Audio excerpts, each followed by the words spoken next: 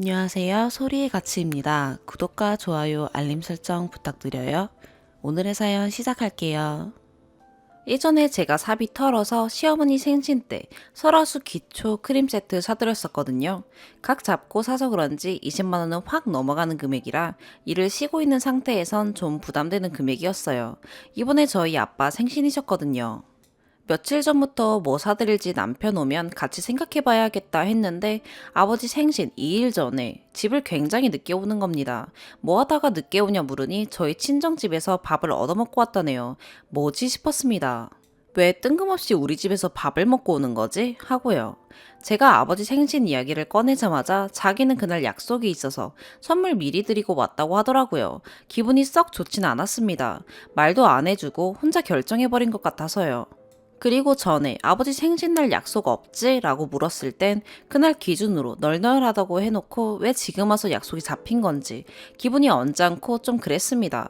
뭐 드리고 왔어? 라고 물으니 아니 그냥 장인어른이 좋아하시는 거 있잖아 그거 이러면서 말을 얼버무리는 겁니다.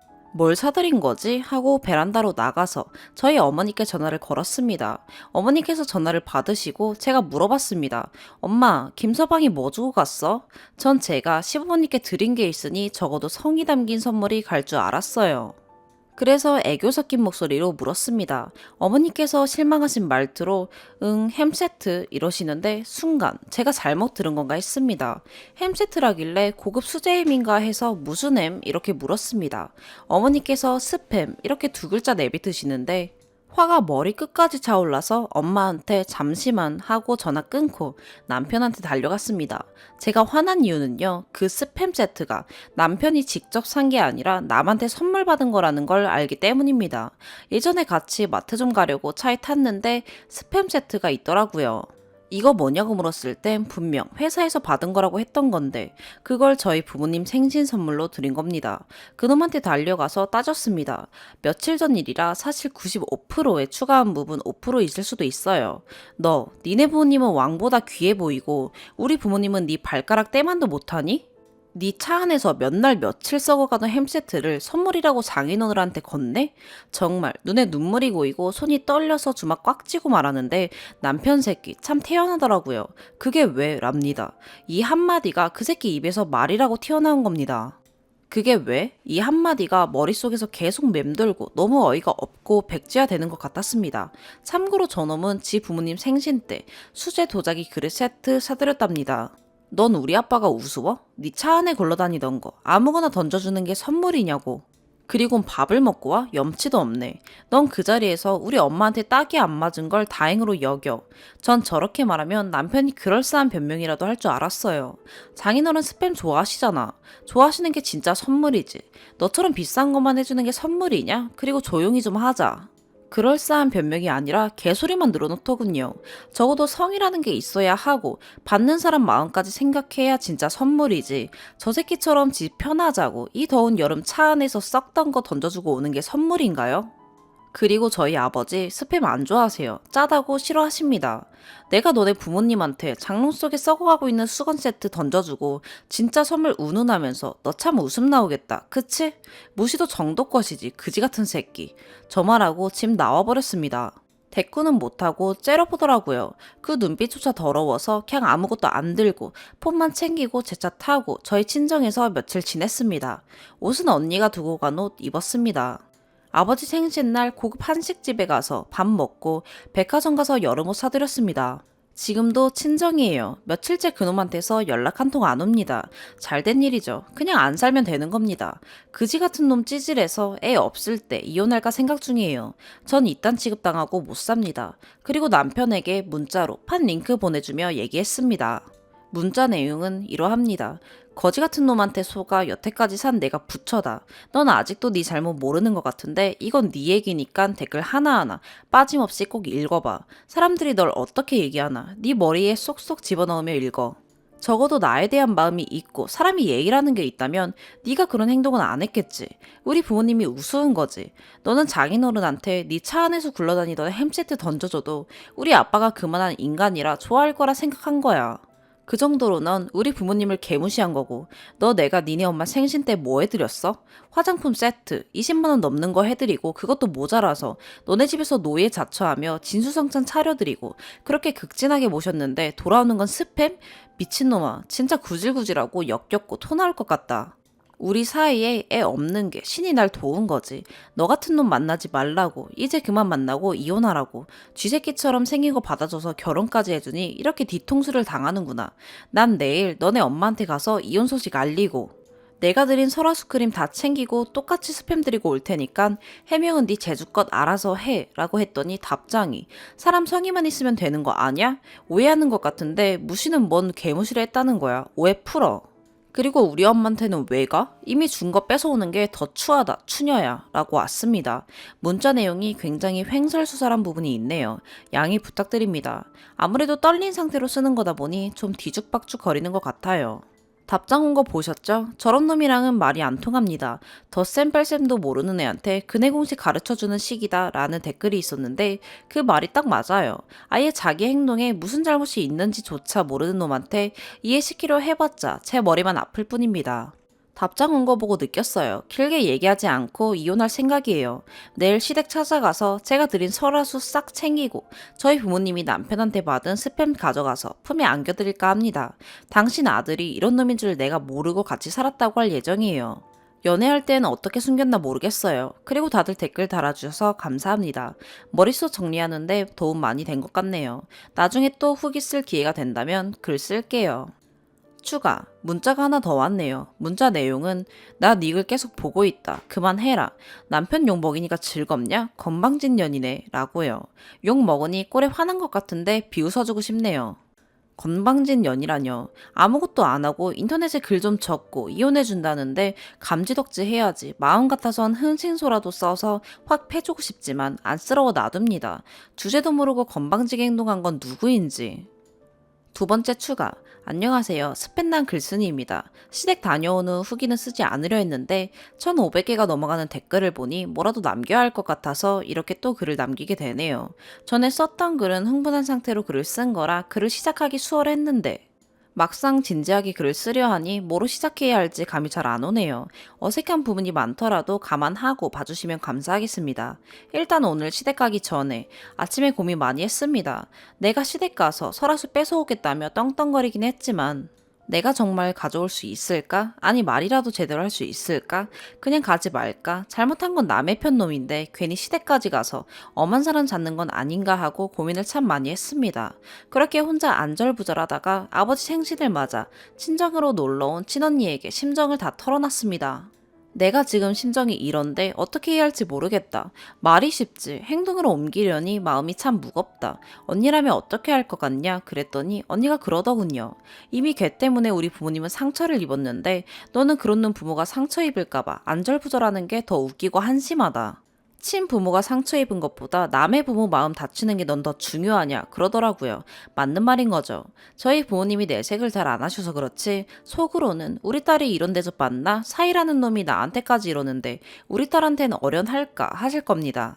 제가 친정으로 간 그날 아버지께서 저녁밥 먹는 제 옆으로 오셔서 딸 요즘 어떻게 지내? 영 그러면 바로 집으로 뛰어와 이런 말들 하신 것만 봐도 마음에 걸려 하시는 것쯤은 짐작할 수 있었어요. 그래서 스스로 계속 생각하면서 생각을 정리했습니다.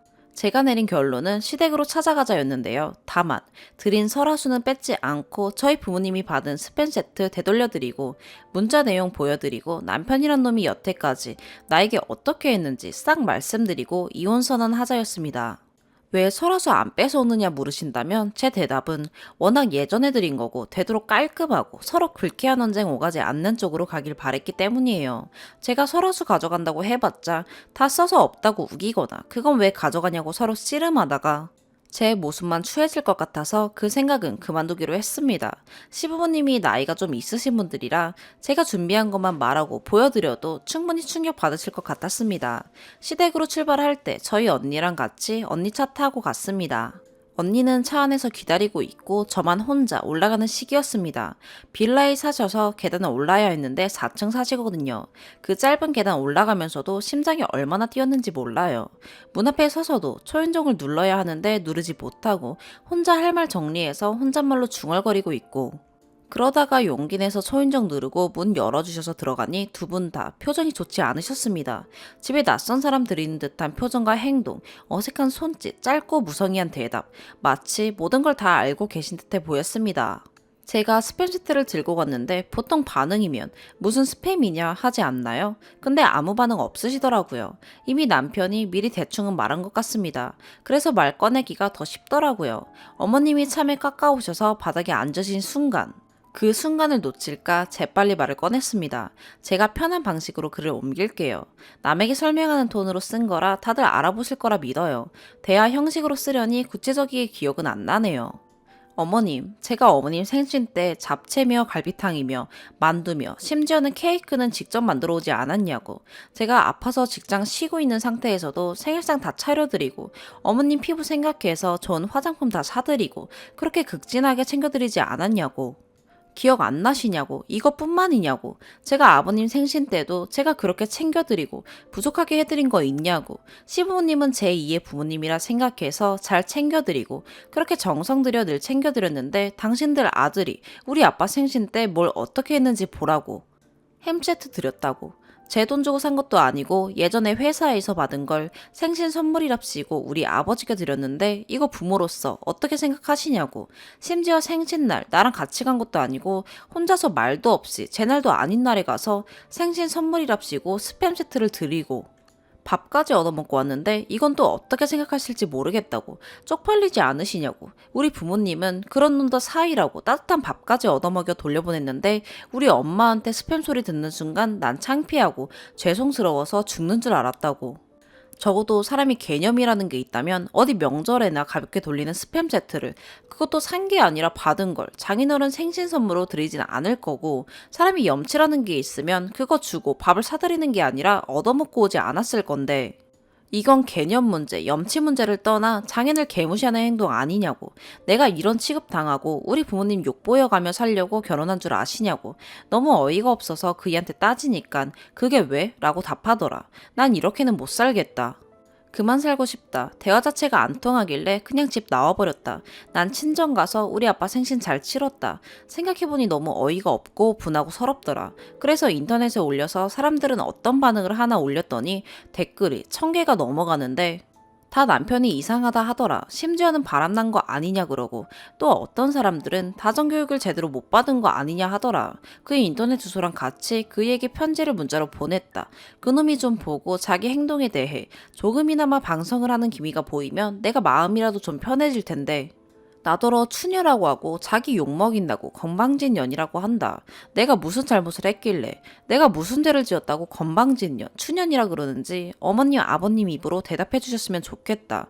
우리 부모님이 거지 발사계 취급받은 거에 대해 불만을 가진 거 가지고 본인 잘못을 뉘우치긴커녕 나보고 건방진년이라는데, 이런 사람을 보고 내가 어떻게 살라는 거냐. 난 개무시당하고 부모욕 보이고 살 바엔 혼자 살고 싶다. 난 어머님 아버님에게 허락을 구하러 온 게 아니라 통보하러 온 거다. 자기 아들이라고 무조건 감싸려 하지 마시고 이젠 떠나갈 며느리 입장도 생각해달라고. 써놓고 보니 엄청 길어 보이네요. 실 상황에서도 속사포로 주룩주룩 나오긴 했는데 워낙 따지고 신세 한탄하는 말투여서 스스로가 그닥 긴 느낌은 못 받았어요. 게다가 중간에 울기도 해서 정신없이 제 할 말만 했네요. 어머님 아버님은 그래도 인간적인 분이시라 어머님은 제 손 꼭 잡으시며 말은 안 하시고 그저 제 손만 꼭 잡으셨고요. 아버님도 아무 말 안 하시고 창문만 바라보시더라고요. 둘 다 아무 말 안 하시길래 제가 할 말만 더 했어요. 예전에 신혼 초에 내가 맹장염으로 수술을 하고 입원까지 했을 때 그이가 보호자로 와줘야 하는데 오지도 않고 전화해도 안 받고, 그래서 결국 우리 친정엄마가 와줬다. 나중에 나보고 괜찮냐는 소리 한마디를 안 하더라. 그것뿐이냐? 나 몰래 노래방 아가씨랑 연락 주고받고 돈까지 보내주다가 걸렸을 때 내가 집에서 난리친 적이 있다. 근데 그때 나보고 뭐라 그랬는지 아느냐? 나더러 노래방 여자들이 부러우면 너도 노래방에서 일하라고 하더라. 그땐 내가 마음이 약해서 이혼 소리를 못 꺼냈다. 창피해서 어디 가서 털어놓지도 못하겠더라. 특히 우리 부모님께는 죄송스러워서 입이 떨어지지 않더라. 나를 그런 식으로 계속 하대하다가 결국 이번에야 내가 마음을 먹었다. 나는 하대하고 무시해도 우리 부모님은 건들면 안 되는 거 아니냐. 나 당신 아들이 그렇게 개무시해도 밖에선 꿀리지 않은 사람인데 당신 아들이 내 존재를 깎아먹고 있다. 당신 아들 정신이 이상하다. 연애할 땐 그렇게 사람이 좋았는데 어떻게 결혼하니 사람이 180도 변하냐. 당신들 아들 병원에 데려가라. 정말 어디 가서 말하고 싶지 않았던 창피한 일까지 다 말해버렸습니다. 말하면서 참 많이 울었어요. 너무 서운하고 서럽고 숨 헐떡이며 토할 듯이 말했네요. 어머님이 제 손 꼭 잡고 계셨는데 나중엔 본인도 같이 서럽게 우시더라고요. 저보고 우리 딸 하시면서 너무 미안해, 내가 미안해 하시는데 거기서 또 울어버렸어요. 그동안 참 힘들었나 봐요. 그렇게 계속 말하고 울고 말하고 하다가 어머님께서 밥 사주신다고 나가자 하는 거 거절하고 친정집 가겠다고 언니 차 타고 집으로 갔어요. 시간이 좀 걸려서 언니한테 미안하게 된 거죠. 오래 기다렸으니까요. 이혼은 무조건 할 예정입니다. 이미 떠난 마음에 상처까지 입었으니 돌이킬 수도 없고 돌아오지도 않아요. 조만간 서류 들고 집으로 가야죠. 여러분이 원한 후기는 설화수 뺏어오고 싼 식용유 주고 오고 그런 식의 사이다 같은 후기 원하셨을 텐데 이런 시시하다라기보단 새드 엔딩 쪽의 후기를 들고 와서 민망하네요. 하지만 갈라서는 건 무조건이고 드디어 저런 놈에서부터 멀어지는 건 사실이니 기쁜 마음으로 봐주셨길 바랍니다. 다들 너무 감사드리고 조언해주신 분들, 응원해주신 분들 너무나도 감사드립니다. 그리고 댓글 중 돈 보고 결혼하셨다는 말에는 돈 보고 결혼할 만큼 돈이 있는 사람은 아니고요. 사람 보고 결혼했습니다. 연애 기간은 2년 반, 좀 짧은 편이죠. 연애할 땐 사람이 괜찮았고 다정했습니다. 두 번째 사연입니다. 안녕하세요. 올해 결혼을 하고 내년에 출산을 앞둔 새댁입니다. 혼전 임신이지만 남부럽지 않게 잘 살고 있고 신랑과 저는 아이가 태어나는 날을 기다리고 있습니다. 임신을 하고 식을 준비하는 것인 만큼 그만큼 급하게 준비했고 급하게 준비한 만큼 모바일 청첩장보단 임신한 몸을 끌고 한 분 한 분 찾아뵙고 아날로그 청첩장을 드리는 예의도 갖추었습니다. 결혼식을 하면 사람 정리가 된다는데 정말 맞는 말이기도 하며 이 사건 이후 친구들 사이에서도 제가 이상한 건지 하는 생각도 들어서 한번 글을 올려봅니다. 올해 저는 결혼식을 올렸습니다. 상견례 후 날짜를 잡다 보니 휴가철에 저녁 결혼식을 올리기로 결정이 되었어요. 신랑도 외동이고 저도 외동입니다. 당연히 인생에서 결혼식을 처음 하기에 모르는 것도 많았지만 저희 엄마가 한 웨딩 업체의 소장이기에 나름 순조롭게 진행이 되어가고 있었습니다. 웨딩 촬영 전에 초등학교 때부터 친구였던 친구가 장문의 카톡으로 감동의 카톡을 보내왔습니다. 내용은 대충 다른 친구도 아니고 너가 아이를 가지고 결혼한다니 마음이 싱숭생숭하다. 너가 외동이고 하니 결혼식 날 가방 순위가 필요할 텐데 내가 할게. 이런 내용이었어요. 저를 이렇게 생각해주니 너무 고마웠죠. 저녁 결혼식이었고 그 다음날 신혼여행을 떠나니 신랑과 합의해서 뒤풀이는 가라오케를 예약했던 상태고 신랑과 저는 아직 20대 중반이다 보니 각 친구들도 신랑 신부 친구들을 기대하고 있던 것도 예상했고 제 옆에서 저를 도와줄 친구가 고마웠기에 가방 순위를 해준다는 그 친구 목까지 고마운 마음에 메이크업을 예약했습니다. 근데 이것이 화근이 될 줄은 몰랐네요. 신부 화장만큼 비싼 메이크업은 아니었지만 그날 신랑 친구들이 괜찮은 솔로 친구들이 많다 하면서 카톡을 하하호호 하고 있었습니다. 근데 갑자기 그 친구가 이러더군요. 결혼식 전날에 너네 집에서 자도 돼? 왜냐면 생얼로 메이크업샵까지 가기가 좀 그래. 이러는 거예요. 친구가 제 집에서 자는 건 무리가 되는 건 아니지만 결혼식 전날 엄마랑 같이 대부분 마지막 밤을 지낸다 하는데 그것까지 생각을 못했나 봅니다.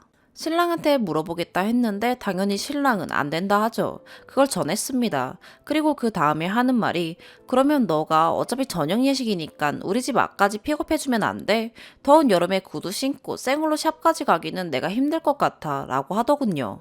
그래서 저는 중간까지 오면 데리러는 가겠지만 집 앞은 아니다 라고 말했습니다. 제가 기분 나쁘게 말한 포인트도 있었어요.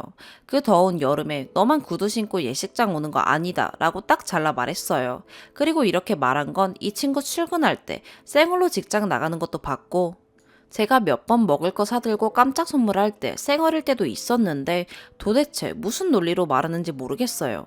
그러더니 오히려 화를 내면서 내가 부산 사는 것도 아니고 왜 집 앞까지 못 와? 난 너 축의금 받아주는 사람이야. 친구들이랑 놀고 싶은 거 놀지도 못하고 너 결혼식도 못 보면서 돈을 받아주는 사람이야. 네 생각이 참 글러먹었다. 기분 나쁘니까 그 메이크업 취소해주고 나 너 웨딩 촬영도 안 갈래. 결혼식 때 보자. 이러고 말더라고요. 그리고 며칠 뒤 그 친구가 페북 친구 끊었더군요. 물론 결혼식도 안 왔고요.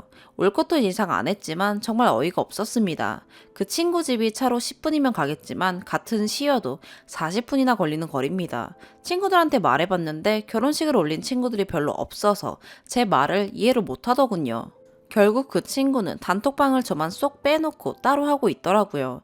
엄마는 사람 정리되는 거라고 하는데 이번에 그 친구를 다른 친구 예식장에서 봐서 아무리 생각해도 본인이 뭐가 문제인지 모르는 것 같아서요.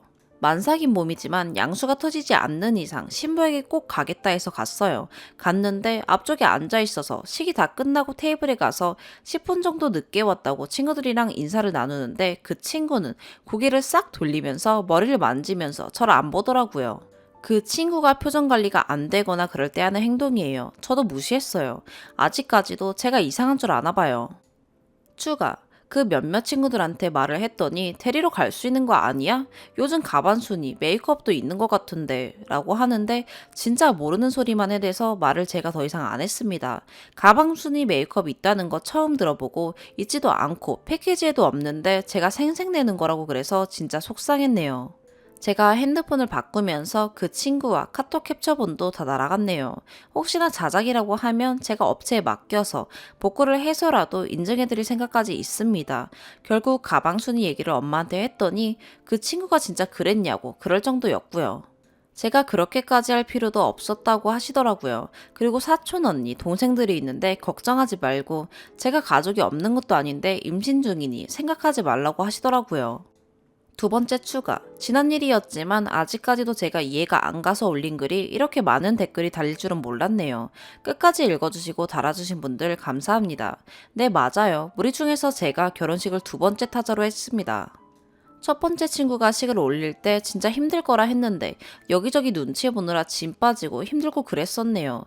그 친구랑 어렸을 때부터 친했었고 싸우기도 많이 싸웠지만 화해도 잘 했었어요. 그런데 결혼식에서 이렇게 되어버리네요. 친구들이 전부 그런 건 아니라 친구들 욕은 삼가해 주세요. 단톡방에 있는 모든 친구들한테 하나하나 다 제가 먼저 설명하지 않고 딱 몇 명에게 물어본 것이었고 그 와중에 단톡이 생겼습니다. 그 쌩깐 친구 번호, 카톡 전부 삭제, 차단했죠. 그 사이에 한 친구가 그래도 좋은 게 좋은 거라고 풀 생각이 없냐고 했지만 제가 먼저 연락하긴 싫어서 사람 정리한 거라 생각하겠다 했습니다. 저는 토요일 저녁 6시 예식이었고 경로는 집 청담동 예식장이었습니다. 또 메이크업을 무슨 청담으로 했냐 이러시는 분들도 있을 거예요. 저희 엄마가 한 웨딩업체 소장님이시고 급하게 2개월 반 만에 최대한 잘하시고 휴가철에 휴가 안 가시는 분들로 예약을 했다 보니 그렇게 됐습니다. 친구와의 집 거리요. 저도 1시의 끝자락이고 그 친구도 제가 사는 구를 넘고 다른 구의 끝이에요. 그때 당시 내비가 청담시야까지 1시간 30분 경로였고 그 친구 집에 만약에 갔다면 더 시간이 추가됐을 경로예요. 그 친구와의 집 거리는 지금 내비게이션 쳐도 최소 30분 거리고요. 저녁 예식을 떠나서 토요일에 움직이는 거에다가 아침 일찍부터 움직이고 메이크업 끝나도 예식장까지 차 막힐 시간까지 계산해서 적어도 일찍 오라고 예식장이던 샵이던 신신당부를 했어요. 그런데 저녁 예식이라고 시간을 만만히 본 것 같네요. 결혼을 해보신 분들은 아시겠지만 진짜 적어도 예식장엔 1시간 전엔 도착해 있으라 하잖아요. 또한 헤어 메이크업도 진짜 오래 걸리고 혹시나 하는 초강력 고정을 계속 하잖아요.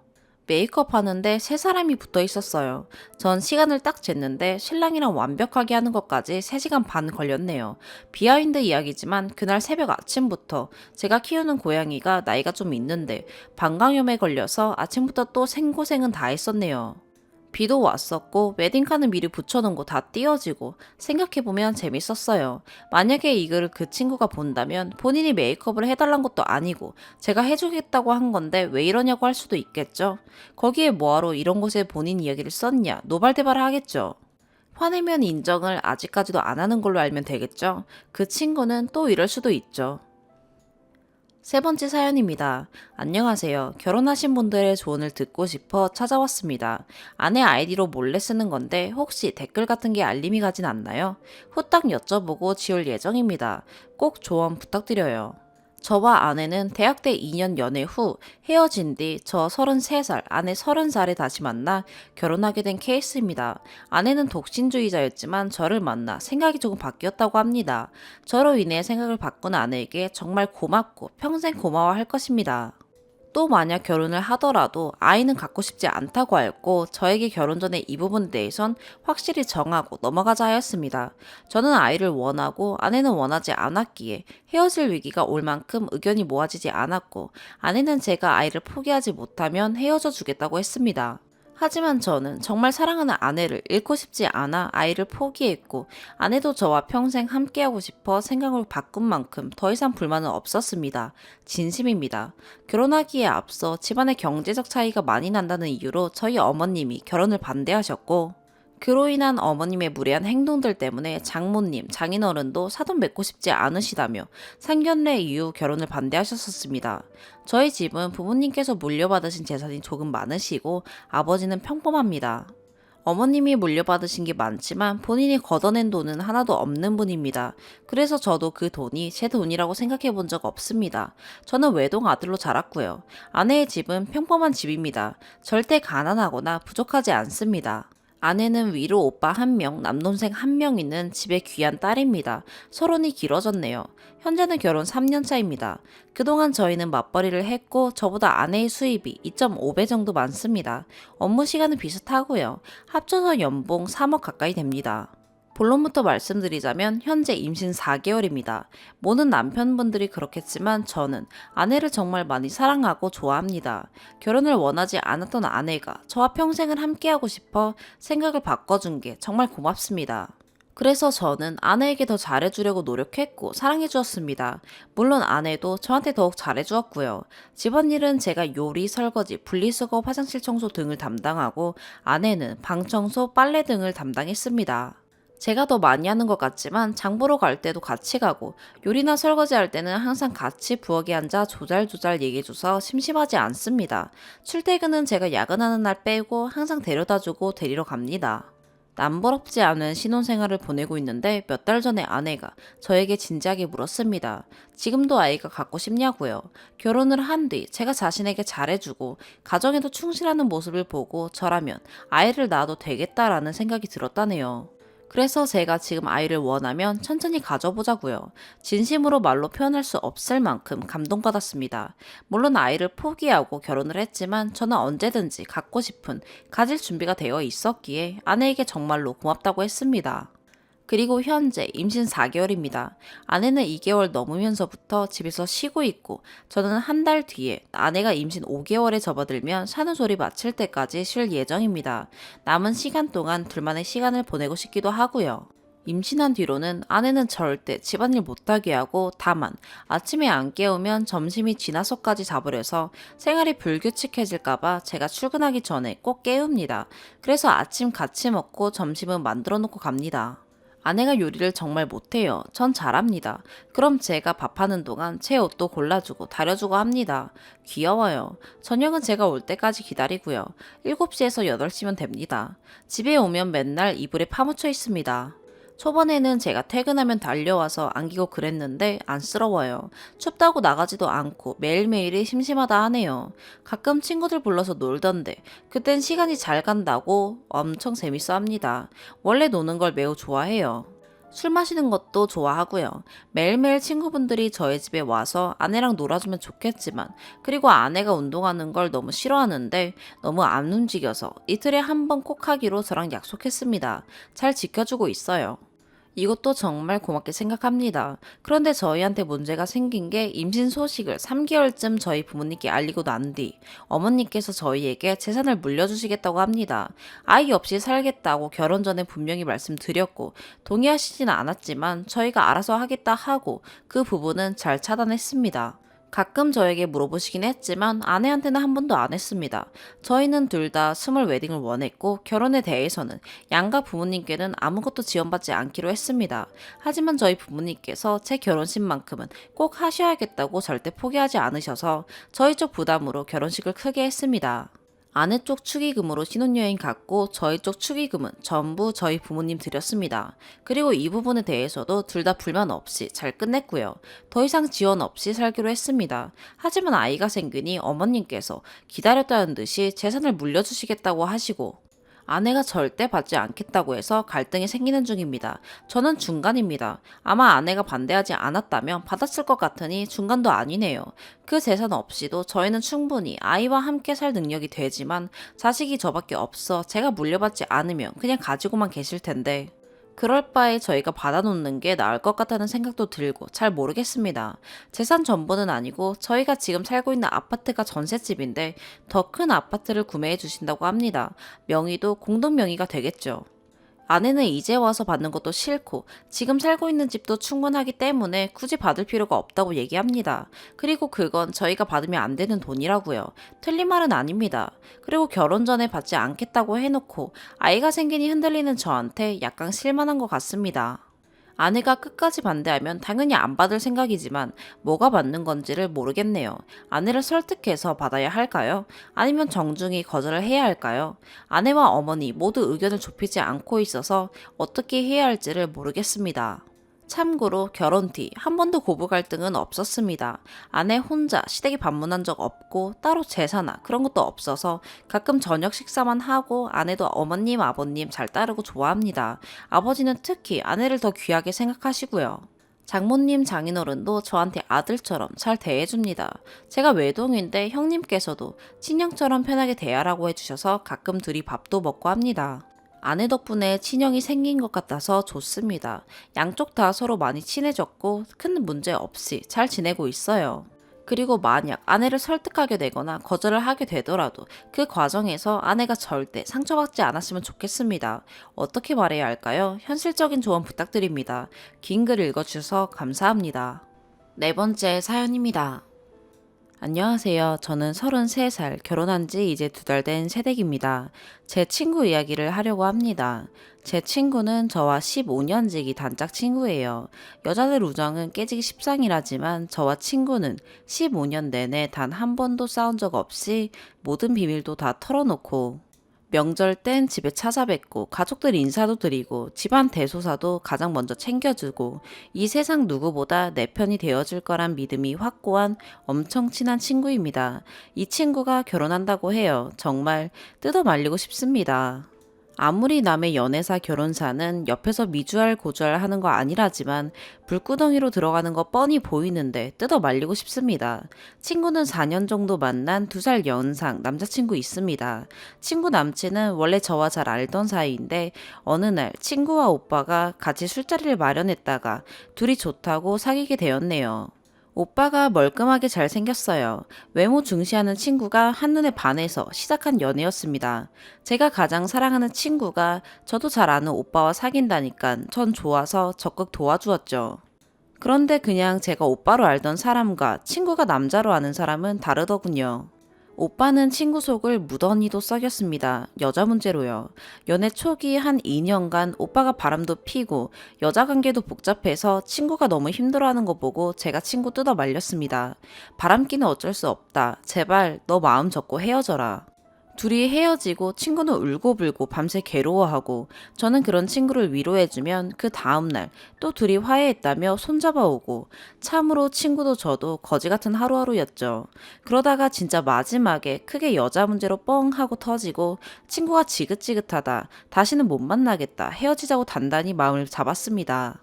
오빠 와서 싹싹 빌고 전 절대 오빠를 용서해주지 말라고 했습니다.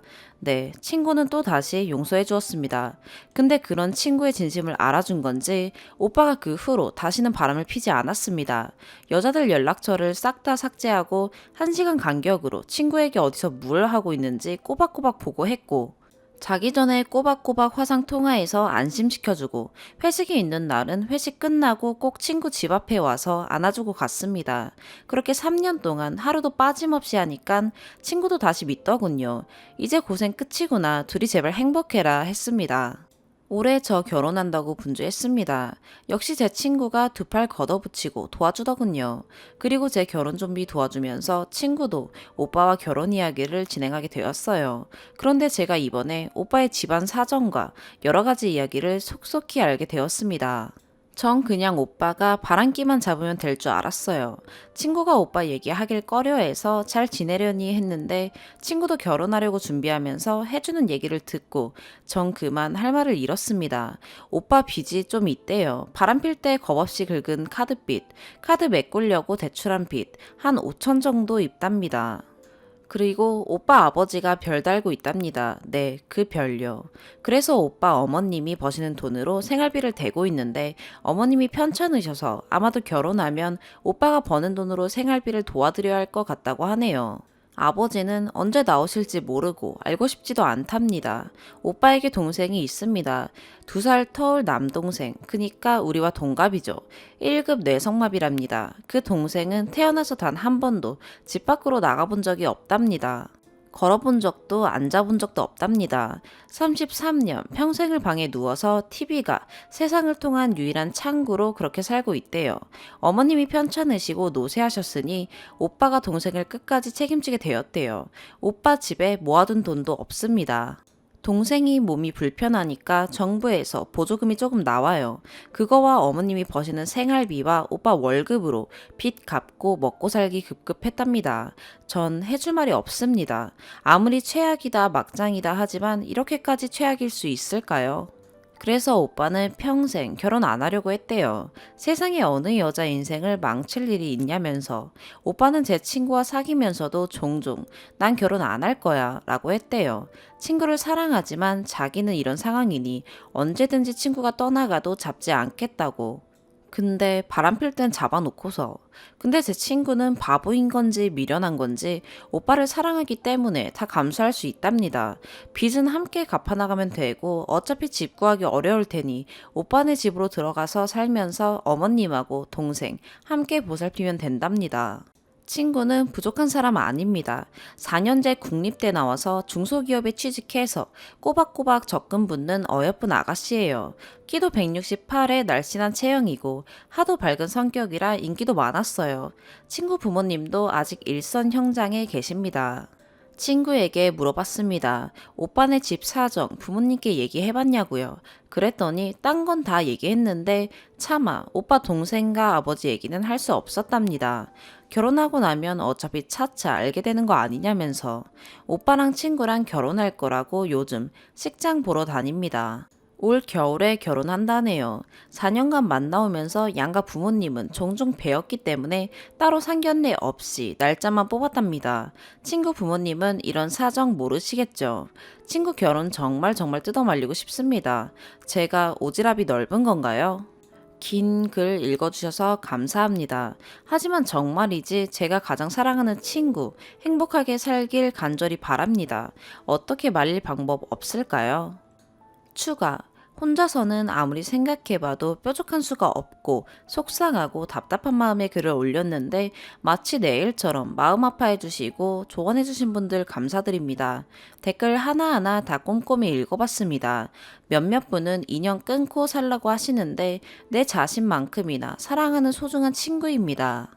특히 결혼을 하고 여자가 나이가 들면 더더욱 좁아지는 게 친구 관계인데 내 평생 끝까지 함께 가리라 의심조차 않던 친구입니다.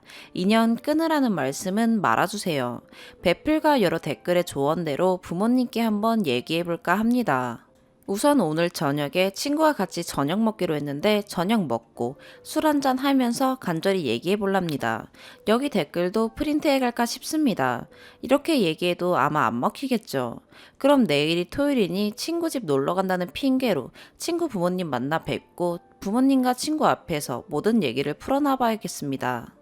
이래도 결혼하겠다 하면 그땐 다른 분 말씀처럼 그래, 네 마음대로 살아봐라. 근데 혼인신고 좀만 미루자로 달래봐야겠죠. 전 제 우정 지키기 급급했는데 댓글 보고 이게 아니구나 싶네요. 머리채 잡히고 욕먹을 각오가 되어 있긴 합니다만 제 친구와 저의 관계에 문제가 있는 것도 아닌데 씁쓸하네요. 두 번째 추가. 안녕하세요. 지난번 글을 올리고 보니 생각보다 훨씬 많은 분들이 관심 가져주시고 따뜻한 조언과 질책해주셔서 감동했습니다. 글 올리고서 틈틈이 핸드폰으로 댓글 확인도 했는데 하나하나 답글 못 올려 죄송합니다. 좋은 일도 아닌데 후기 써야 할지 망설이다가 댓글 달아주신 분들께 예의가 아닌 것 같아 써봅니다. 우선 지난 금요일 저녁 친구 만나서 저녁 먹고 소주 한잔 하자고 했습니다. 친구가 정색하더군요. 너 또 잔소리 할 거면 나 술 안 마실래. 그래서 그런 거 아니라고 살살 달래서 소주 한잔 하러 들어갔습니다. 주거니 받거니 한 병쯤 마시고서 슬슬 얘기 꺼냈는데 친구는 피식피식 웃으면서 나 그냥 내가 알아서 할게. 뭐 어떻게든 되겠지. 지금 딱히 문제 있는 거 없잖아. 그럽니다. 자꾸 얘기를 꺼내도 귀찮아하고 잔소리로만 듣고 그 분위기에서 벌컥 화를 낼 수도 없고 때릴 수도 없고 울고불고 할 수도 없고 나도 모르겠다 싶어서 술만 먹다가 집에 왔습니다. 집에 와서 남편 붙잡고 하소연을 했는데 남편이 그러더군요. 지 인생 지가 사는 건데 네가 아무리 옆에서 울고불고 해도 바꿀 수 있는 건 없다. 친구 의상하지 말고 그 정도만 해둬라 라고요. 솔직히 그때만 해도 그럴까 싶었습니다. 그래, 이런다고 나한테 득될 게 뭐 있냐 싶기도 하고요. 토요일 주말인데 친구에게 카톡해보니 오빠랑 놀고 있다고 하더라고요. 그래, 재밌게 놀아라 해놓고 주말 동안 데이트하겠다 싶어서 냅뒀습니다. 그리고 저 혼자 여기 판의 댓글들 보면서 생각해보고 또 생각해봤는데 아무래도 부모님께 얘기를 해야겠습니다. 그리고 월요일이 공휴일이었죠. 마침 저희 신랑도 친구 남친도 일한다 하고 친구는 집에서 쉬고 있다길래 그럼 놀러 갈게 하고 냉큼 건너갔습니다. 늦은 점심을 둘이서 차려 먹고 설거지 해놓고 TV 보며 수다 떨고 있으니 친구 어머님 오시더라고요. 저 왔다고 어머님이 과일 꺼내주시길래 여자 3명이 둘러앉아 깎아먹으면서 얘기하다가 제가 이때다 싶어서 시작했습니다. 지금 생각하니 한숨부터 나오네요. 어머니, 땡땡이 시집 간다는데 서운하시죠? 저도 시집 갈 때 우리 엄마가 괜히 서운해하고 그러시더라고요. 하면서 말을 꺼냈는데 이때 친구는 이미 눈치챘는지 인상을 팍 씁니다. 친구 얼굴은 못 본 척 어머님 얼굴만 바라보고 얘기 이어나갔습니다. 어머니, 근데 전 정말 땡땡이 좋아하는데 참 마음이 너무 아파요. 갑자기 친구가 야 하면서 벌떡 일어나더군요. 쌩 까고 하던 얘기 마저 했습니다. 네, 낱낱이 다 얘기했습니다. 땡땡이가 오빠를 얼마나 좋아하는지 안다. 내가 알던 오빠도 좋은 사람이었다. 그런데 땡땡의 애인으로 본 오빠는 좋은 사람이 아니었다. 여자 문제가 복잡했다. 이것은 이미 어머님도 그동안 땡땡이가 많이 힘들어하는 거 옆에서 보셨으니 어느 정도 아시리라 짐작이 된다. 이것만으로도 솔직히 불안하다. 근데 오빠 집 사정이 어머님이 아시는 것보다 훨씬 안 좋다. 오빠 아버지는 이런 상황이고 동생은 이런 상황이다. 어머님도 편찮으시다. 오빠 앞으로 빚도 있다. 얘기를 시작하니 저도 뭐부터 얘기할지 몰라서 횡설수설했지만 하고 싶은 얘기 다 쏟아냈습니다. 친구는 일어선 채로 절 미친 듯이 노려보고 있었고 어머님은 여자 문제 얘기 나올 때부터 표정이 굳어지시더니 한쪽 손에 과일 집은 채로 얼어버리셨어요. 지금 생각해보니 마지막엔 어머님이 아예 넋을 놓으신 것 같았습니다. 얘기 다 할 동안 친구는 그냥 선체로 노려만 보고 있고 아무것도 하지 않았습니다. 어쩌면 오히려 이렇게 다 밝혀지는 것이 자기한테도 속 시원했는지도 모르겠습니다. 얘기 다 하고 전 그냥 바닥만 보고 있고 어머님은 그냥 멍하게 앉아 계셨고 친구는 선체로 한참 동안 후후 한숨 쉬다가 자기 방으로 건너가더군요. 더 이상 내가 할 게 없는 것 같아서 어머님께 인사드리고 나왔습니다. 집에 오면서 친구한테 카톡했어요. 널 정말 아껴. 너가 불행해지는 것이 빤히 보이는데 차마 아무것도 안 하고 있을 수는 없었어. 날 원망하고 미워해도 좋아. 나한테 욕하고 싶으면 언제든지 욕해도 돼. 이렇게까지 했는데도 너가 결혼하겠다면 그래. 그때는 진심으로 축복하고 너가 행복하길 바랄 거야. 라고요. 지금 이거 쓰는데 조금 눈물이 나네요. 어쨌든 친구가 읽고서 답장이 없더군요. 그리고 며칠 지난 오늘까지 친구한테서는 연락이 없습니다. 그리고 오늘 낮에 친구 어머님한테서 전화가 왔어요. 전화 와서 언제부터 알고 있었니? 하고 물으시더니 너 이 망할년 네가 어떻게 나한테 이럴 수 있냐며 욕하시며 화내시다가 내가 이래선 살 수 없다며 우시다가 그렇게 한참을 통화했어요. 전 그저 어머니 죄송합니다. 정말 죄송합니다. 하며 묵묵히 들어드릴 수밖에 없었습니다. 어머님은 한참을 우시더니 우리 땡땡이 버리지 마라. 네가 있어줘라. 버리지 마라. 하시고 끊으셨어요. 제가 이 사단을 냈습니다. 아직도 제가 잘한 건진 모르겠습니다. 신랑은 제 얘기를 듣고 그래 너가 할 수 있는 건 다 한 거야 수고했어 라면서 안아주는데 울컥하더라고요. 이로써 전 제 평생 친구를 잃을지도 모르고 저 때문에 친구와 가족들은 지금 전쟁이겠죠. 가슴이 먹먹합니다. 글 쓰고 확인 누르고 잠시 주방 다녀와서 보니 그 사이에도 댓글이 올라와 있네요. 토닥토닥 잘했다. 글쓴이 같은 친구가 부럽다는 응원과 칭찬 댓글에 또 푼수떼기처럼 왈칵 눈물이 납니다. 저 평소에 이미지가 차갑다는 소리 많이 듣는데 어제 오늘은 그저 정수기 마냥 툭 건드려도 눈물이 나네요. 정말 감사합니다. 먹먹했던 가슴이 따뜻한 댓글에 해실해실 풀립니다. 익명뿐인 인터넷 게시판, 이게 뭐라고 사람을 이렇게 감동시키는지 정말 감사합니다. 세 번째 추가. 안녕하세요. 후기라고 할 것까진 없고 그래도 제가 예전에 쓴 글에 정말 생각 외로 많은 분들이 관심 가져주시고 마음 아파해 주셨는데 그래서 저도 어마어마하게 위로를 받아서 그 뒷얘기를 해드리는 것이 예의지 싶어서 글 씁니다. 친구는 한 달 넘게 연락이 없었고 저는 그저 애가 타고 마음이 아팠고 어쩌다가 만난 다른 친구들과의 자리에서도 그 친구가 온다고 하면 괜히 마음이 그래서 제가 먼저 빠지거나 안 나갔습니다. 남편은 절 안아주기도 했고 애인 잃은 것보다 더 산심이 커 보이십니다, 마눌님 하면서 놀리기도 했고 그러다가 광복절 전날 한참 여름휴가 시즌이었죠. 남편과 둘이서 바람 쐬러 가까운 계곡에 다녀온 날 늙은 몸 이끌고 오랜만에 한 물놀이에 완전 지쳐서 집에 뻗어 있는데 그 친구한테서 전화가 왔습니다. 기다리고 기다린 전화였는데 오히려 가슴이 덜컥 내려앉더군요. 친구 전화를 받으니 차분하고 좀 쌀쌀맞은 목소리로 술 한잔 했으면 좋겠다고 하더군요. 물놀이 좀 했다고 피곤한 게 대수냐. 내 친구가 날 찾는데 라고 생각하며 불이 나게 화장하고 나갔습니다.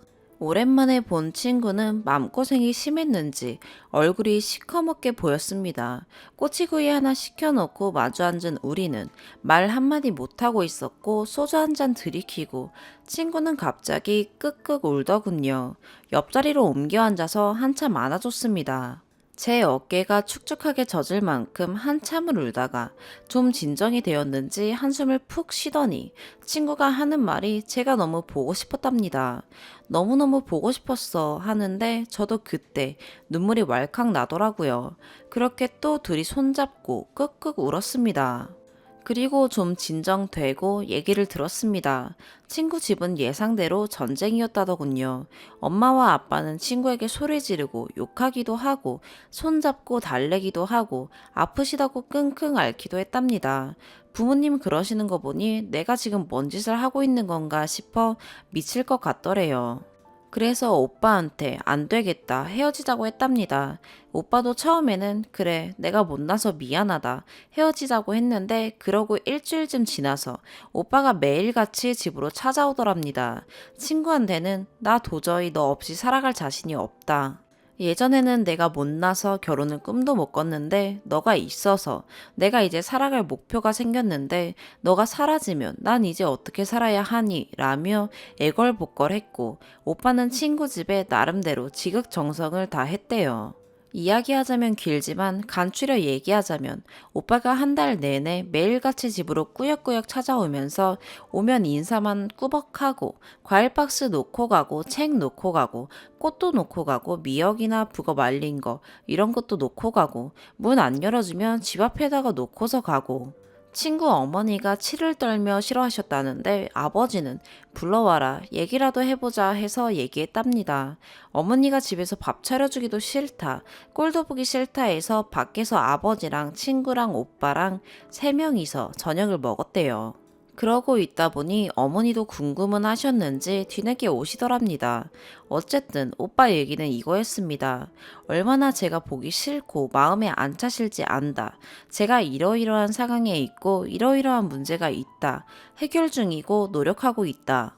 빚도 올해 1,000만 원 가까이 갚아나가고 있고 이자를 줄이기 위해 뭐뭐 했다. 가진 것이 없어서 어머니와 함께 살기 시작해야겠지만 우리 집이 주택인데 따로 작은 별채가 있다. 별채에서 시작하면서 최대한 친구가 신경 쓰이지 않게 하겠다. 동생은 솔직히 지금까지 살아준 것만으로도 장하고 고맙다. 동생은 자기 어머니가 가져가야 할 몫이라고 생각한다 등 자기 입장에서 최대한 할 수 있는 것을 어필하더래요. 그리고 헤어지고 집으로 돌아왔는데 오히려 어머니 아버지는 더 펄펄 뛰었답니다. 저런 놈한테 시집 가고 싶으면 그냥 집에서 나가라고. 그리고 친구는 정말로 집에서 나왔습니다. 오빠가 자기 집에 그렇게 해주는 것, 그 심약한 사람이 그리 해준 것만으로도 최선을 다했다고 생각한다며 오빠로서는 할 수 있는 것을 다 해준 셈이니 이제는 자기가 오빠 편이 되어줘야 한답니다. 그래서 나왔는데 심적으로 너무 힘들고 외롭더래요. 그래서 제가 너무 보고 싶었답니다. 여기까지가 그동안의 얘기고요. 내일 친구는 웨딩 촬영을 합니다. 돈을 아끼려고 셀프 촬영을 하는데 제가 도와주기로 했습니다. 친구는 배시시 웃으면서 그러더군요. 너가 어떤 마음으로 날 말렸을지 알아. 나라도 아마 그랬을 거야. 도시락 싸들고 다니며 뜯어 말렸겠지. 그렇지만 내가 선택한 거니까 내가 어떻게 살아가든 절대로 널 원망하거나 후회하지 않을게. 진짜 약속할게. 전 눈물을 머금고 친구의 앞날을 축복해주기로 했습니다. 부디 친구 인생이 뻔한 삼류 스토리가 되지 않기를, 진심으로 소박한 것에도 행복할 수 있는 이쁜 인생이 되기를, 친구 결혼식 날 친구 부모님이 못 이기는 적 와주시길 간절히 기도합니다. 속 시원한 후기를 기대하신 분들이 많으실 텐데 이런 후기여서 죄송스럽네요. 그렇지만 힘든 출발인 줄 알면서도 웃으면서 시작하는 친구에게 모진 질타보다는 축복해줘야 할 때인 것 같습니다. 네 번째 추가. 5년 전에 갑갑한 마음에 글을 썼었습니다. 지난 5년간 현실은 그 어떤 드라마, 영화보다 가혹했어요. 그리고 둘이 헤어졌어요. 후기 딱 한마디만 쓸게요. 절대 부모님 가슴에 대못 치는 결혼 하지 마세요. 다 잃어요. 당신이 누군가를 고쳤을 수 있다고 생각한다면 그건 엄청난 오산이고 자만입니다. 남보다 당신 스스로를 먼저 사랑하세요. 친구는 남편하고 헤어진 지 좀 되었는데 저한테도 연락 안 해요. 연말에 문득 친구 생각이 나서 씁쓸해 하다가 옛날 판에 글 쓴 생각이 나서 와보았습니다. 꼭 스스로를 먼저 사랑하시고 행복하세요. 다섯 번째 사연입니다. 연애 4년 가까이 동갑 부부, 30대 초반 결혼 2년 차예요. 시댁은 시골이고 농사 지으세요. 남편이 아들 둘의 막내이고 장남 아주버님은 시부모님과 같이 시골에서 농사 지으세요. 아주버님네는 추후에 시부모님 유산 다 물려받을 계획인데 저희 부부는 농사일 도와드리지도 못하니 넘보지도 않습니다. 안 도와주고 안 받겠다는 입장이고요. 형님이 며느리 혼자서 시어머님 모시고 하느라 힘드신 거 이해합니다만 매번 생신 때, 명절 때, 집안 큰일, 제사, 김장 때, 심지어 추수 때 허드렛 일까지 저한테 연락을 하세요. 오라고요. 저는 결혼하기 전부터 몇 년은 휴가의 월차, 연차 등 시간 내서 갔었지만 휴가를 매년 매번 낼 수도 없는 거고 죄송하다고 하고 올해부턴 안 갔습니다. 근데 제가 핸드폰이 자동 녹음 기능이 있어요. 예전에 한번 고객센터와 상담 문의하는 과정에서 문제가 생겨 불이익을 겪은 후로 녹음은 필수겠다라는 생각이 들어서 평소에도 전화 오고 받으면 자동으로 저장되는 거 아시나요? 그런 어플이 있어서 다운받아 잘 쓰고 있어요. 형님이 이번 제사 때 제가 못 간다 하니 쌍욕을 하셨습니다. 도저히 이만한 욕을 들을 일인지는 잘 모르겠네요. 내가 죽을 죄 지었나 싶을 정도로 쌍욕을 들었어요. 저희 유산 안 물려받을 거고 심지어 시부모님 용돈, 생활비도 따로 보내드리고 있어요. 형님 입장에서는 혼자 일 다 해야 하니 얄미운 동서겠지만 나름 할도리는 한다고 생각해요. 쓰다 보니 이기적이라고 생각하실 수도 있겠네요. 김장 안 하는 만큼 갖다 먹지도 않고요. 제사 못 가니 돈 보내드립니다. 끝나고 온천이라도 다녀오시라고요. 그런데 이번에 정말 세상 듣지 못할 쌍욕을 들었어요. 물론 같이 욕할 줄 몰라서 안 한 거 아니고 너무 당황해서 소리 지르시면서 욕하시는 거 듣고만 있다가 끊었고 끊고 나서 녹음 기능이 생각나서 저장 파일 불러드려 조용히 남편 아주머님 시어머님께 각각 보냈습니다. 난리가 났죠. 형님 이미지가 정말 세상 큰 며느리 현모양처였거든요. 남편이 저보고 조용히 넘어갈 수도 있는 일을 크게 벌렸다고 녹음까지 했냐고 무섭다네요. 시어머님, 시아버님, 저희 서울에서 맞벌이 하고 야근에 주말도 없이 일하는 거 아니까. 자주 뵙지도 못하고 제 성격도 남편 성격도 한 성격 하다 보니 할 말 다 하고 살아서 그런지 저희를 조금 멀게 느끼시고 큰 며느리만 끼고 사시거든요. 모르겠어요. 싸가지 없는 며느리가 된 것 같아서 연락 오는 거 다 무시하고 일하는데도 손에 안 잡혀서 써봅니다. 추가 댓글 감사합니다. 다 읽었어요. 아까 오후에 하루 종일 화를 표출할 곳이 없어서 쓴 글인데 다들 욕해 주셔서 감사해요. 어찌 보면 제가 얄밉고 이기적인 동서가 맞아요. 저도 인정하는데 그렇다고 할 말 따박따박하며 예의 없게 대드는 미친 동서도 아니에요. 쉬는 날 많지 않고 매일 퇴근 6시라는 회사가 8시 넘어서 퇴근하고 가끔 토요일도 일합니다. 시댁 한 번 가려면 300km는 가야 하는데 토요일에 오전에 출근했다가 갔다 오기 여간 피곤한 거 아니에요.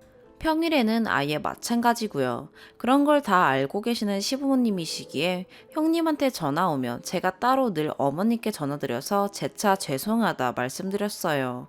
이번엔 왜 그런지 무슨 일이 있어도 오게 만들려고 했던 것 같은데 제가 또 시어머님께 전화드려 죄송하다고 세기를 박으니 형님이 폭발하신 것 같아요.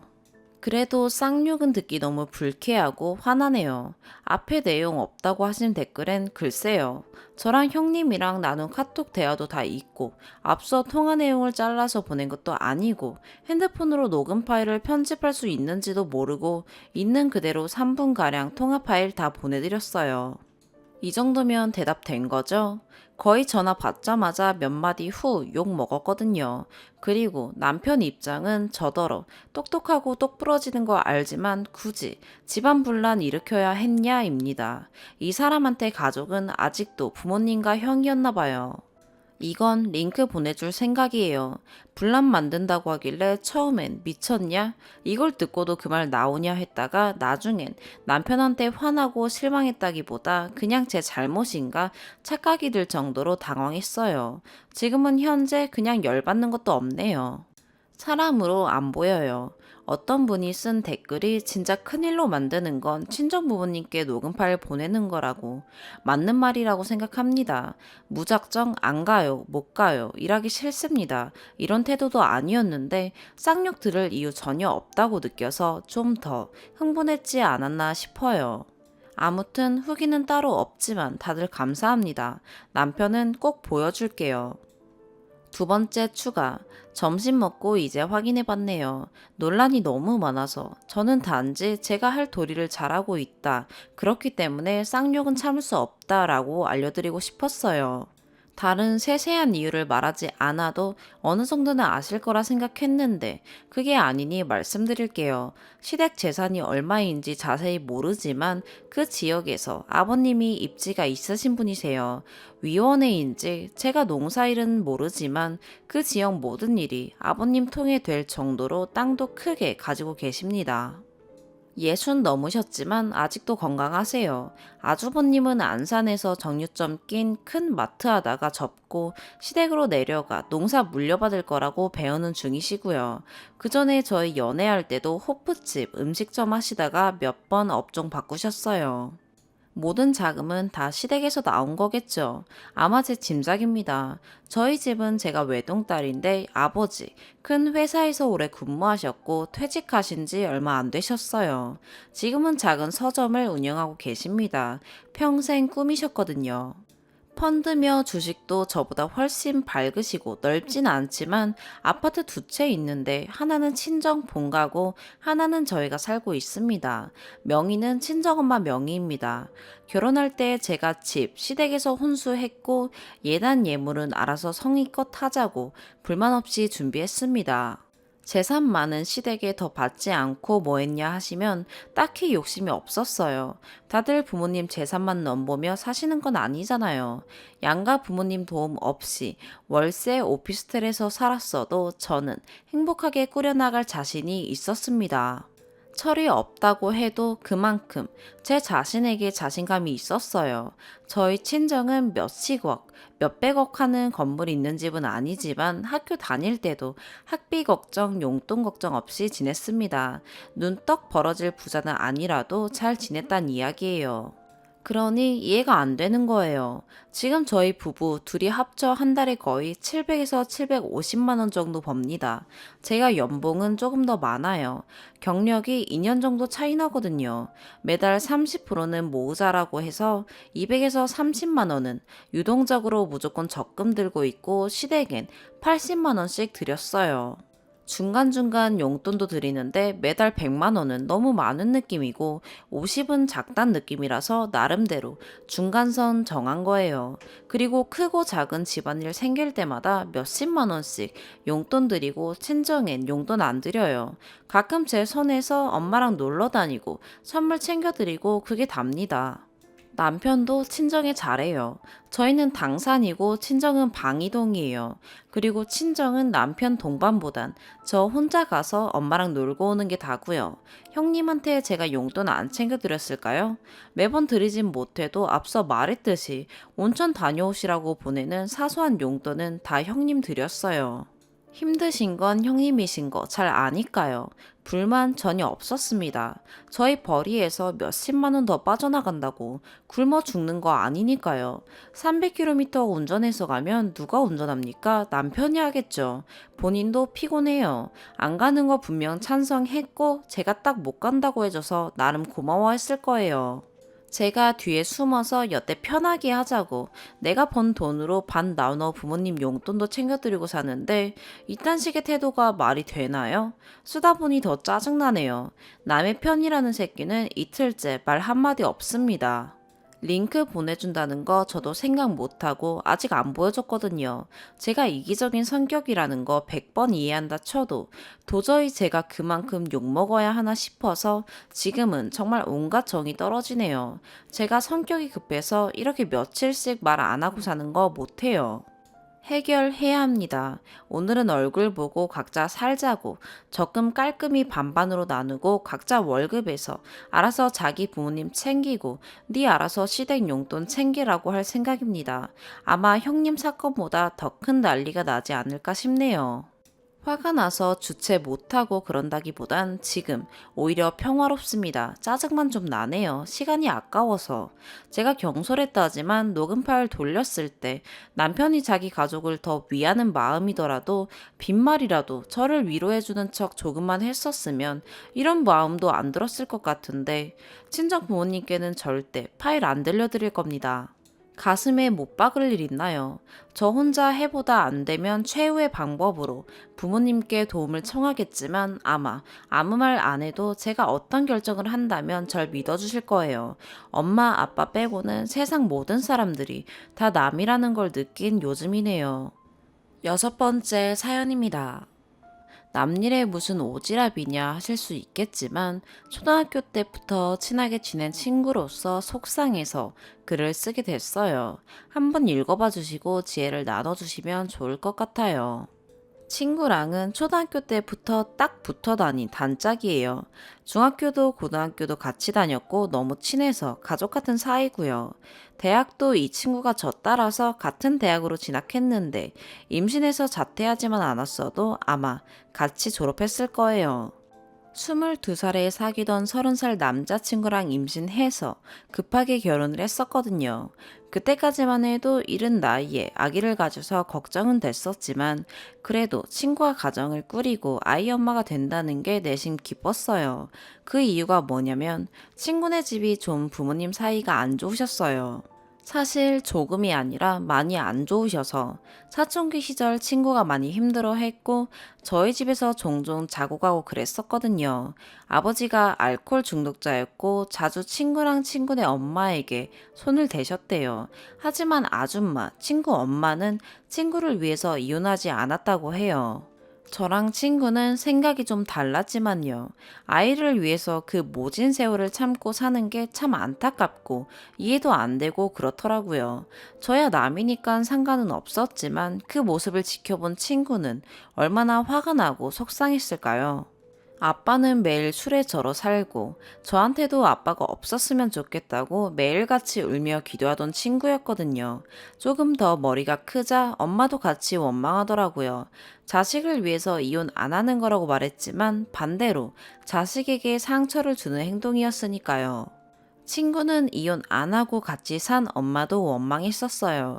그렇게 친구가 일찍 결혼하면서 아줌마도 이혼하고 현재는 혼자 식당 일 하시면서 살고 계시고요. 그래서인지 친구는 항상 입에 달고 살던 말이 있었어요. 난 나중에 결혼해서 아이를 낳게 된다면 아이 때문에 참고 살지는 않을 거야. 남편과 안 맞다면 그냥 쿨하게 이혼할 거야. 아이를 위해서라는 이유로 맞지도 않는 남편과 살면서 아이에게 부부싸움을 하는 모습을 보여주는 것보다는 낫잖아. 라고 말했었어요. 친구 마음속에 자리 잡고 있는 상처를 알기 때문에 무어라 말은 못하고 그때마다 그래 그래 하며 우는 친구를 안아주는 게 제가 할 수 있는 전부였죠. 저도 사실 비슷하게 생각은 했었어요. 매일같이 싸우고 서로에게 상처 주는 행동을 계속 할 거라면 차라리 이혼하고 혼자 아이를 키우는 게 더 나을지도 모른다고 생각했었어요. 아이 때문에 참고 산다고 아이가 나중에 그 마음을 알아주는 것도 아니고 오히려 아이 교육상에도 안 좋다 생각하거든요. 무조건 참고 같이 사는 게 정답은 아닌 것 같더라고요. 아이한테 엄마도 아빠도 모두 중요한 역할을 하고 꼭 필요한 역할인 걸 알지만 그건 부모가 사이가 좋을 때 얘기잖아요. 그렇게 생각은 했었지만 친구가 이혼하지 않고 싸우지 않고 잘 살길 바랬어요. 친구로서 기도했고 축복했었는데 아이 낳기 전부터 싸우기 시작하더라고요. 친구도 달래보고 친구 남편도 만나서 제발 잘 좀 살라고 달래보고 그랬었는데 한동안 작은 싸움을 반복하긴 했었어요. 그래도 큰 싸움은 없어서 조금 더 시간이 지나면 서로 이해하겠지 했는데 결국은 안 되더라고요. 결국 아이 돌 지나고 곧바로 이혼했어요. 처음엔 남자 쪽에서 아이를 키우다가 몇 개월 안 돼서 친구가 양육비를 받으며 키우게 됐어요. 이혼하고 남자를 몇 번 더 사귀긴 했었어요. 그러다가 애 어린이집 보내면서 두 번째 결혼을 했어요. 친구와 아이와 그 남자 셋이서 살게 됐고요. 사실 처음에 걱정을 많이 했었어요. 좀 신중하길 바랬는데 친구가 그 남자를 많이 좋아라 하고 또 그 남자도 친구를 좋아해주고 아이도 같이 안고 가겠다고 해서 이번엔 잘 살 줄 알았어요. 근데 2년 못 살고 이혼을 하더라고요. 저랑 친구랑 아무리 친하다 해도 제가 겪어본 것도 아니고 친구 집 사정을 다 아는 것도 아니니까 이래라 저래라 할 수도 없더라고요. 이혼하겠다고 저한테 말하길래 저도 좀 진지하게 얘기를 했어요. 안 맞는 사람끼리 굳이 참고 살면서 서로에게 상처 주는 것도 나쁘지만 그렇다고 이혼을 너무 쉽게 생각하지 말았으면 좋겠다. 그걸 보는 네 아들도 생각했으면 좋겠다. 부디 최선의 선택을 하길 바란다 하고 조언 아닌 조언을 해줬는데 결국은 또 이혼하더라고요. 사실 친구에게 조금 실망도 했었어요. 잘 살길 그렇게나 바랬는데 이렇게 상처되는 게 안타깝기도 하고 그 사이에서 상처받는 친구 아들을 생각하니 짠하고 그렇더라고요.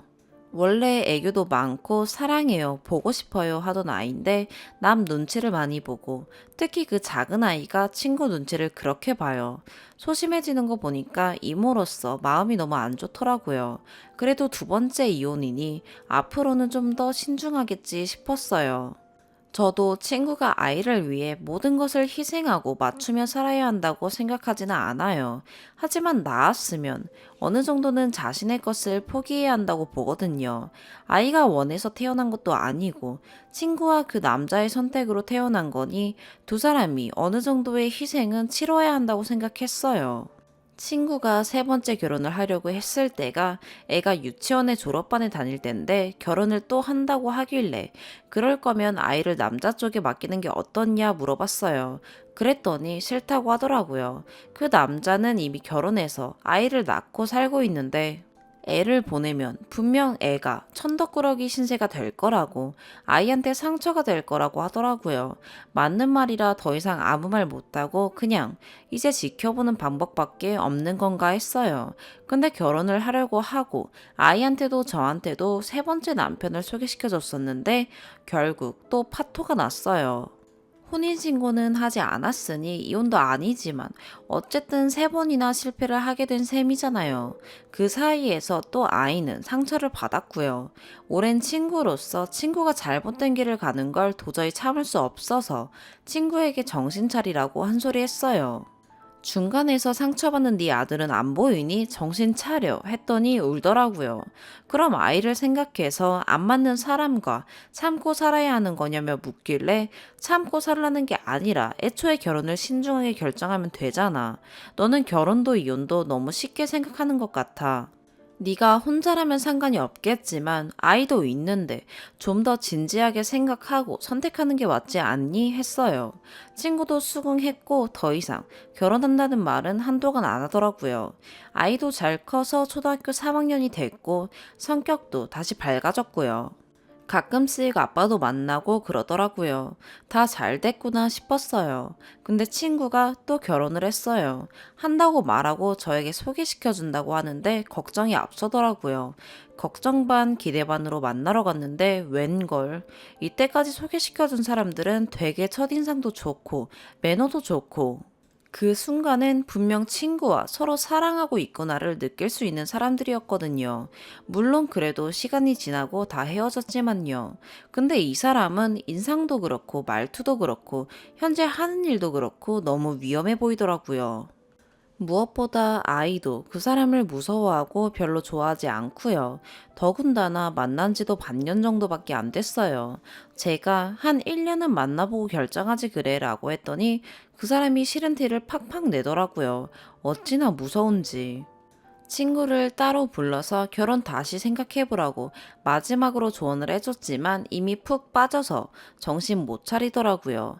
저 사람도 이혼의 아픔이 있고 자신도 아픔이 있으니 서로 배려하면서 잘 살 수 있을 것 같다며 응원해달라 하더라고요. 이번엔 정말로 잘 살겠다 하는데 그 꼴이 보기가 싫어서 당분간 연락하지 말자 하고는 뒤돌아서 버렸어요. 친구가 울면서 초반엔 전화 왔었는데 결혼하고 나서는 연락이 잠시 뜸해졌었어요. 그러다가 저번 주에 조카가 울면서 전화를 했더라고요. 엄마랑 새아빠랑 또 싸운다고 무섭다고 와달라고 결국 회사 반차 쓰고 쫓아갔어요. 집안은 엉망이고 친구는 씩씩거리고 있고 그 남자는 나갔는지 없더라고요. 처음으로 친구를 때렸어요. 태어나서 친오빠랑 싸울 때 말고는 누구를 때려본 적이 없는 전데 그 꼴을 보니 화도 나고 너무 속상해서 손이 나가더라고요.